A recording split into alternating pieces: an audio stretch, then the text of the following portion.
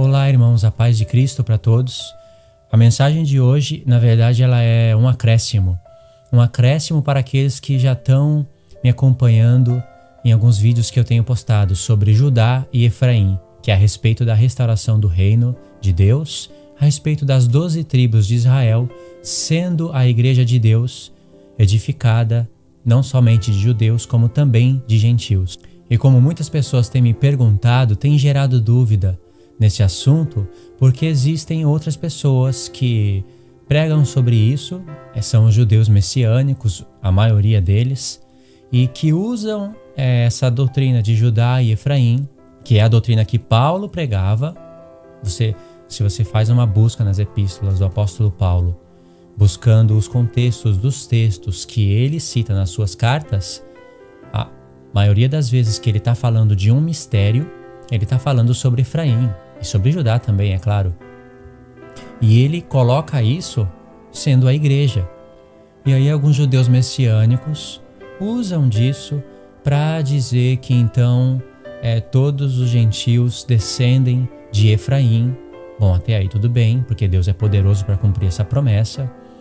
E que você é filho de Jacó, ainda que pela carne, porque se Deus prometeu que de Jacó iria sair uma multidão de gentios, quer dizer que nós temos parte de Jacó também pela carne. Só que eles esquecem uma coisa: Deus misturou Efraim com as nações, com egípcios, com edomitas. Você vai ver Deus falando da salvação de muitos edomitas. Tem o povo rebelde de Edom, os quais têm profecia contra. Mas também Deus fala da salvação dos edomitas. Deus fala da salvação de muitos egípcios, pessoas fazendo parte de Israel. E quando Deus mistura Efraim na casa de Israel, sobre a casa de Israel, porque Efraim estava no meio dessas tribos, Efraim sendo uma tribo, e quando Deus coloca Efraim como cabeça das 10 tribos, no sentido de que Jeroboão estava reinando sobre as 10 tribos, e quando Deus mistura isso com as nações, aí Deus quebra todo o argumento que se levanta, que possa se levantar, dizendo que você, por ser parte de Jacó, ainda que pela carne, você tem que voltar para as festas, no sentido literal delas. Resumindo, voltar para a lei da primeira aliança, porque até pessoas circuncidando tem hoje, usando essa doutrina de maneira totalmente errada. E então, muitos evangélicos, não sei se adventistas sabem disso, mas as pessoas que se encontram com essa doutrina que é do Espírito do Senhor, falada por Paulo, se encontram com essa doutrina distorcida, eles, por não quererem pôr o pé no Monte Sinai, e aí está correto, eles acabam jogando tudo fora, e não é assim. E eu vou mostrar como Paulo demonstra isso na sua epístola. Isso é claro, você vai entender se você tem me acompanhado nos vídeos que eu tenho falado até agora. Isso é difícil de se explicar, mas não é impossível. É também difícil de se entender, mas também não é impossível, porque Paulo escreveu para a igreja. Olha só, Romanos 9, no verso 24 em diante. Os quais somos nós, os quais... O quê? Porque Paulo fala que antes que Deus chamou pessoas não só dentre os judeus, mas também dentre os gentios. Vou ler também. Verso 22. E que direis se Deus, querendo mostrar sua ira e dar a conhecer o seu poder, suportou com muita paciência os vasos da ira, preparados para a perdição, para que também desse a conhecer as riquezas da sua glória nos vasos de misericórdia, que para a glória já dantes preparou, os quais somos nós. Nós quem? Olha, a quem também chamou não só dentre os judeus, mas também dentre os gentios. Qual é a base do apóstolo Paulo? Como você já conhece, é Oséias capítulo 1. Como também diz em Oséias: chamarei povo ao que não era povo, e amada a que não era amada. Qual é o povo que não foi chamado povo e que Deus prometeu chamar de povo? A casa de Israel. Qual é o povo que era amada e que Deus disse: vocês agora não são mais amada, mas Deus promete chamar de amada? A casa de Israel, sendo Efraim, que iria estar no meio das nações, se multiplicando para se cumprir a promessa. Então, quando Deus chama a casa de Israel para a nova aliança, aí está os gentios. Por isso que lá em Jeremias 31 diz: eis que vem dias, diz o Senhor, em que farei uma nova aliança com a casa de Judá e com a casa de Israel. Não fala com gentios, por quê? Porque os gentios já estão aí na casa de Israel. Por isso que quando você vai ler Jeremias 31, quando você olha para o contexto, você vai ver Deus falando de Efraim. Eu sou um pai para Israel e Efraim é o meu primogênito. Como Efraim vai ser o primogênito de Deus? O primogênito de Deus é Cristo, mas Deus chama Efraim de primogênito. E ao mesmo tempo chama Israel de primogênito, em Êxodo capítulo 4. Um dia eu vou fazer um vídeo comparando esses 3 versos. Se Deus chama Israel de primogênito, Efraim de primogênito e o Messias de primogênito, não tem como ser isso se os 3 não forem um. E de fato Efraim entra por intermédio de Cristo, virando assim o seu primogênito. Junto com Judá, é claro, mas ali Deus destaca Efraim porque o destaque ali são os gentios. E aí Deus vai falando, que fala contra Efraim, mas as suas misericórdias se comovem para Efraim, que ele vai ser um pai para Efraim, não vai destruir Efraim, e chega até o tempo de falar da nova aliança. Casa de Judá e casa de Israel, ou seja, Judá e Efraim. Então, só abrindo esse parêntese, aí Paulo fala em Romanos 9:24, os quais somos nós, a quem também chamou não só dentre os judeus, mas também dentre os gentios. Aí a base dele é o Oséias. Agora verso 25. Como também diz Oséias, chamarei povo ao que não era povo, e amada a que não era amada. Verso 26. E sucederá, ou seja, além disso, vai acontecer que no lugar onde lhes foi dito, vós não sois meu povo, ou seja, no lugar dessa maldição, porque é uma maldição isso, um povo que era povo de Deus, achegado a Deus, deixa de ser povo, é maldição, veio da parte do próprio Deus, e Deus mesmo mostra isso em Jeremias, o porquê que ele fez isso, por causa das abominações e da idolatria.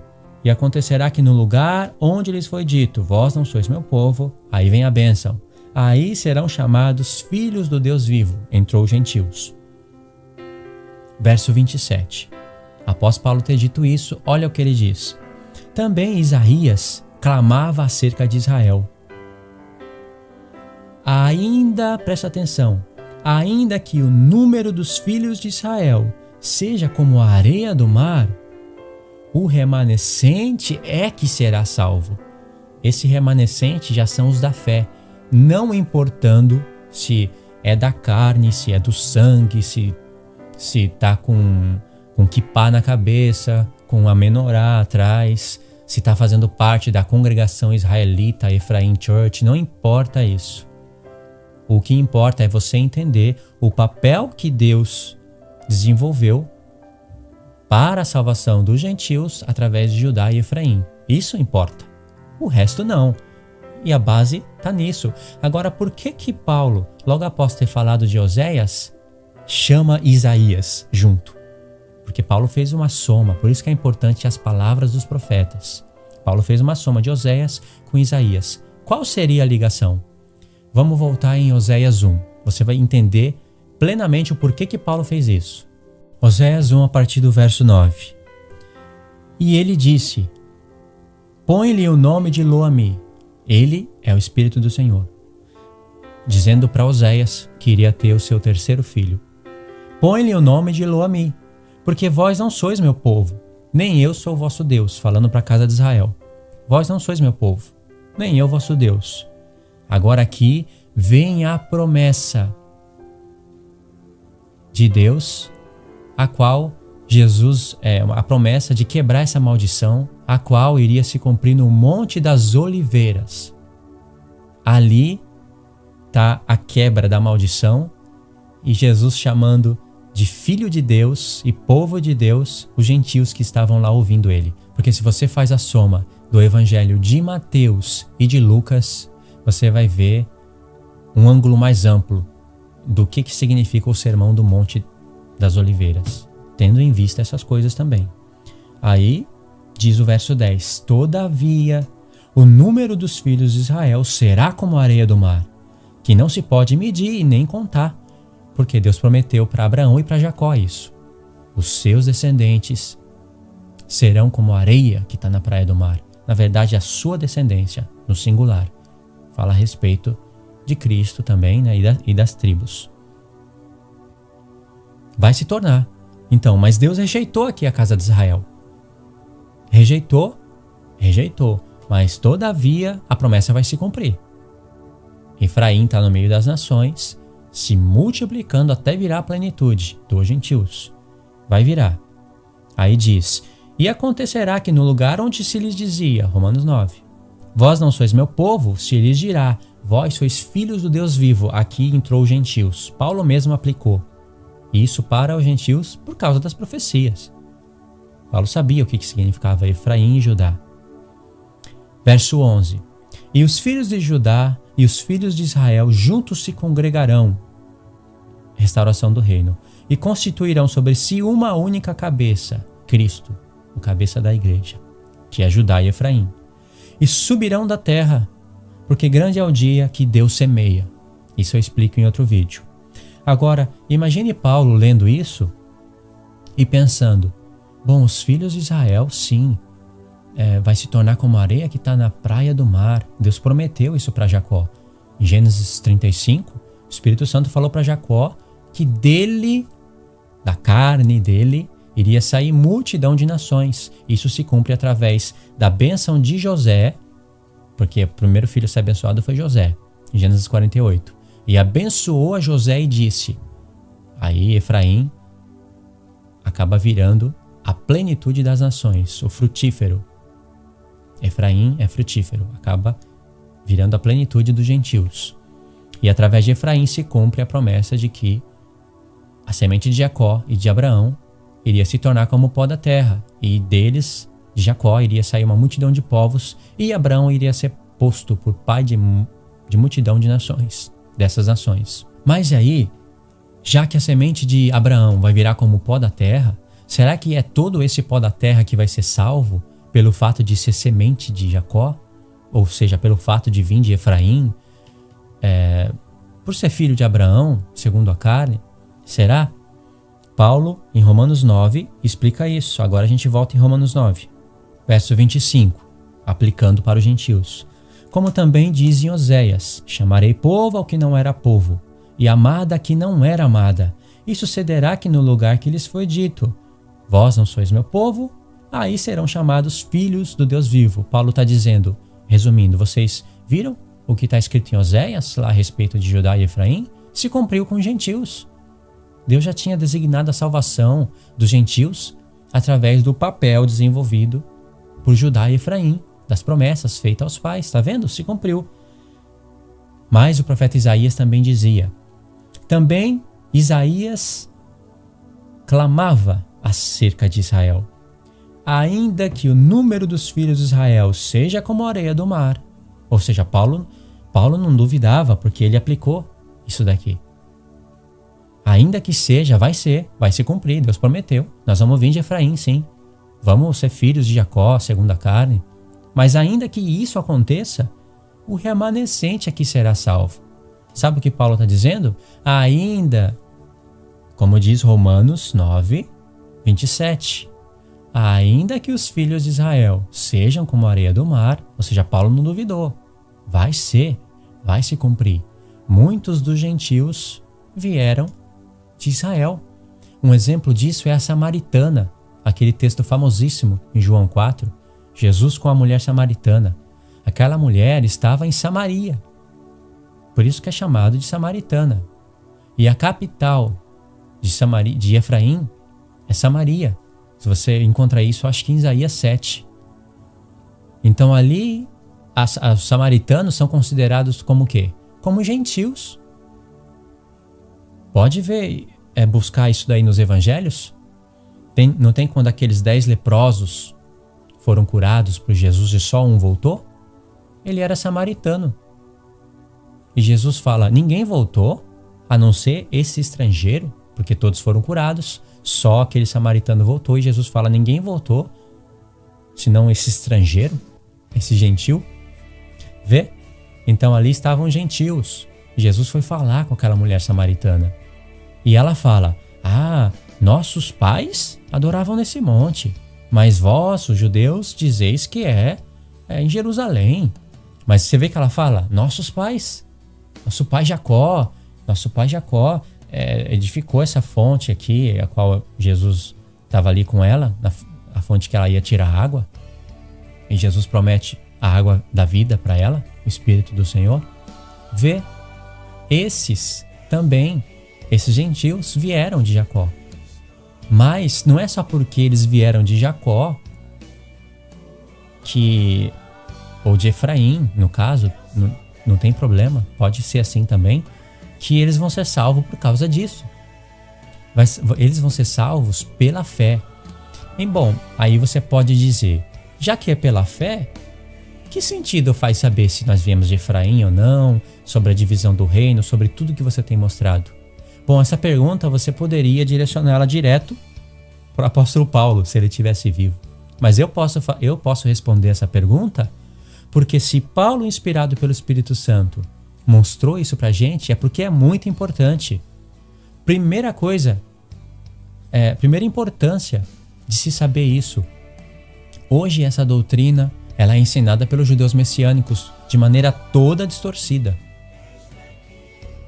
E aí, muitas pessoas estão indo para o Monte Sinai e querem orar em hebraico, pôr kippá na cabeça, e mudam o seu nome agora, Ben Luiz, Ben não sei o que, e querem falar mais hebraico do que a própria língua, e querem fazer as festas, ou seja, vamos pegar ramo de palmeira e ficar balançando no templo e dizer que estamos fazendo a festa dos tabernáculos, porque, aliás, nós viemos de Efraim, somos filhos de Jacó, e Jesus não veio abolir a lei, veio cumprir.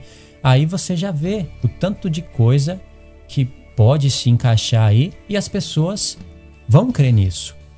Vão crer porque tem profecias. E se você não penetra nessas coisas e não compreende, você não vai conseguir arrebatar essas pessoas do erro. E isso não está escrito somente para você arrebatar essas pessoas do erro, mas para você conhecer o plano que Deus desenvolveu através das 12 tribos. Para ser mais exato, através de Judá e Efraim. Deus dividiu o seu próprio reino, não foi à toa.